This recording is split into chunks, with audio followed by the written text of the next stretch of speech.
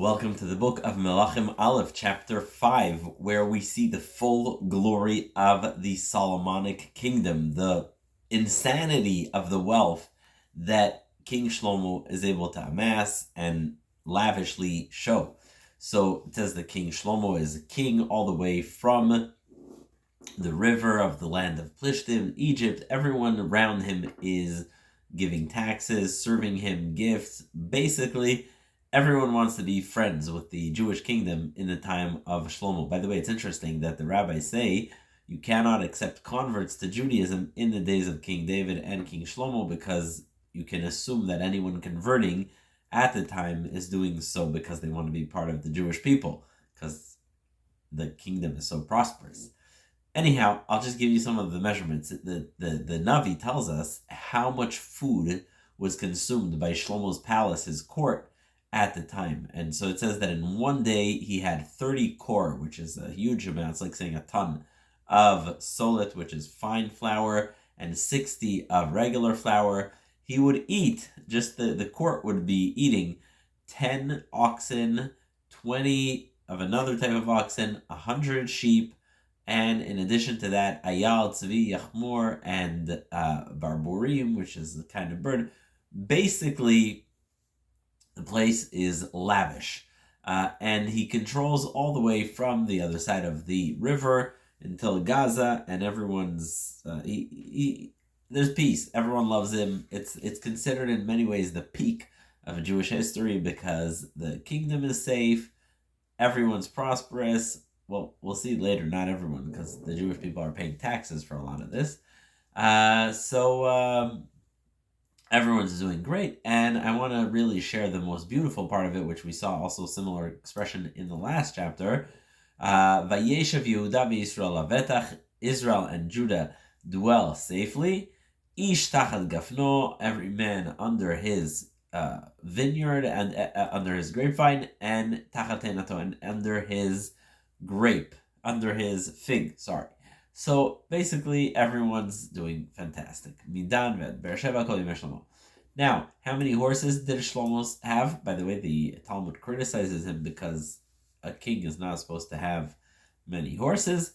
It says, "Vayhi Shlomo 40,000 orvot susim l'merkavo." He had 40,000 horse stables, u12,000 parashim, and 12,000 riding horsemen. So, a lot.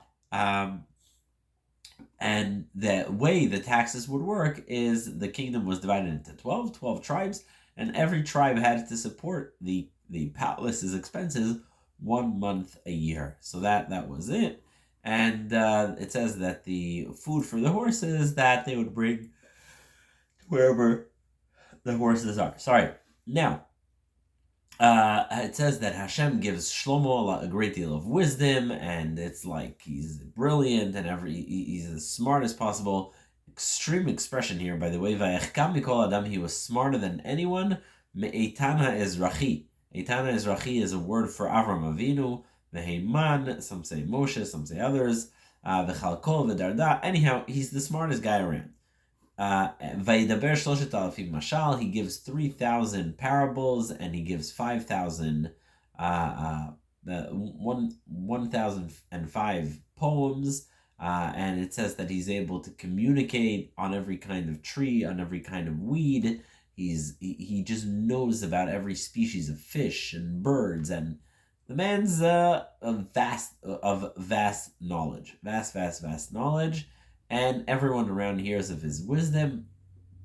So, the king of Tzor, which is basically Lebanon today. Now, it's funny, if you look today, what's the flag of Lebanon? The flag of Lebanon today has 2 red stripes, top and bottom, and it has a cedar tree in the middle. Why? Because Lebanon grows the best cedar wood. And so King Hiram is the one who has all the great wood for construction. And so Hiram first sends servants to go speak to Shlomo, and he hears that he's king. Now Hiram was a good friend of King David. So he's like, hey, I was good friends with your father. And so Shlomo then responds and says, my father wasn't able to build a palace to Hashem. He wasn't able to build the Beit HaMikdash, a house for Hashem, because of the fact that he was surrounded by war and there was always bloodshed. But he says now everything's good, so I can build a house for Hashem, and I'd ask you, as a good friend of my father, to chip in and try and be part of this effort because nobody cuts trees like you guys. And Hiram says, "Yay, fantastic! Sounds great. I'm gonna bring it down with rafts. So you go up the coastline from Israel, you get to Lebanon. So Hiram says, I'm gonna cut the trees in Lebanon, chop them up, and send them down in rafts all the way down towards you, and that's where you're gonna take it all the way there. All I need you to do is to feed all the people that are working in the effort of cutting trees, shaping them, and bringing them down to Israel." And indeed, that's what happened. Hiram gives Shlomo many, many, many beautiful trees, cedar trees and other trees.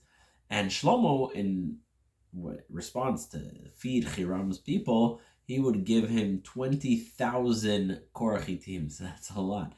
He would give him like 20,000 of tons of wheat and 20 kor of oil. Basically, he would send him tons and tons of food. And actually, this is where the Haftorah for Parshas Shkalim begins. Pasuk Chavav. It says, Hashem natan chokhmah leShlomo. Hashem gives wisdom to Shlomo, and there's peace between Shlomo and Hiram. Now, who's building the Beit HaMikdash? Who's building all the palaces that Shlomo loves to build? Well, it says that there were 30,000 people of Bnei Israel that had to work in this, and he would be sending them to Lebanon, and 10,000 people a month, and you would go on a rotation. You would stay in Lebanon a month, you would work hard, and come back, and Adoniram is in charge of taxation. Bottom line is, once you come to Beit HaMikdash, to the construction site, it says that Shlomo had 70,000,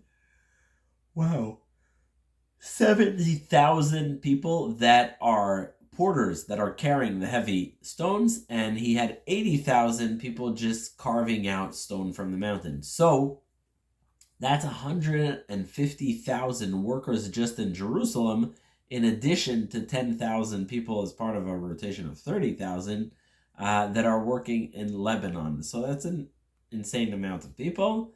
And they would bring these huge stones now to build the Beit HaMikdash.